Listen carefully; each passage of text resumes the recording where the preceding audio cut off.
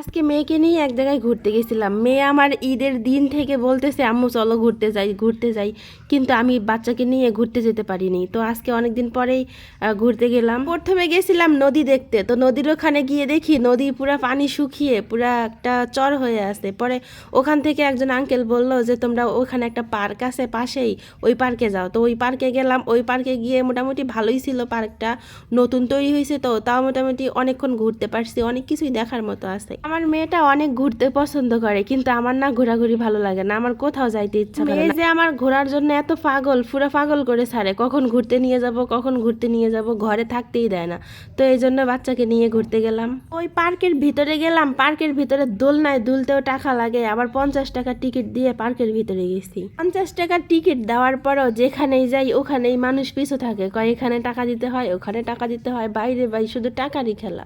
আগে তো ভাবতাম যেগুলা ট্রেন গাড়ি থাকে, যেগুলো মানে বিদ্যুৎ দিয়ে চলে, তেল দিয়ে চলে, ওগুলোতে না হয় টাকা লাগে, কিন্তু এখানে যে আসলে দোলনায় দুলতেও টাকা লাগে, এটা একটা কেমন আজব ব্যাপার না? এর আচরণ দেখে, তাদের পিছু ধরা দেখে আমার মনে হইতেছে কি আল্লাহ, শুধু টাকাটাই কি পৃথিবীর সবচেয়ে বড় কিছু? মানুষ সবাই শুধু টাকা টাকা করে, কিভাবে টাকা উপার্জন করবে, কিভাবে টাকা ইনকাম করবে। কি রে ভাই, টাকা নিয়ে কি কবরে যাবে? তাদের কথা শুনে মনে হইতেছে কিচ্ছু করার নাই, টাকাটাই সব কিছু। মেয়ের আনন্দটাই আমার কাছে বড় কিছু, আমার টাকাটা গেলে যাক। আমার মেয়েকে নিয়ে আমি কখনো বেড়াইতে যাই না, তো এখানে পার্কে যাওয়ার পর আমার মেয়ে এতটা বেশি খুশি হয়েছে, আপনারা ভিডিওতে দেখতেই পারছেন।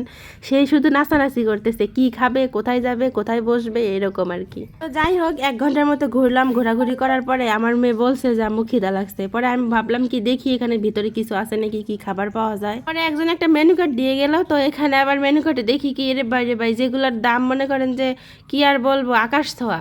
ডিম পোস্ট করে দিলেও মনে হয় 200 টাকা চাইবে। পরে যাই হোক, আমার মেয়ে বললো আম্মু আমি এগুলো একটাও খাবো না। পরে আমি বললাম যে কি খাইবা বলো। পরে ও বললো কি ফুচকা খাইবে। পরে আমি ফুচকা 1 প্লেট ফুচকা অর্ডার করলাম।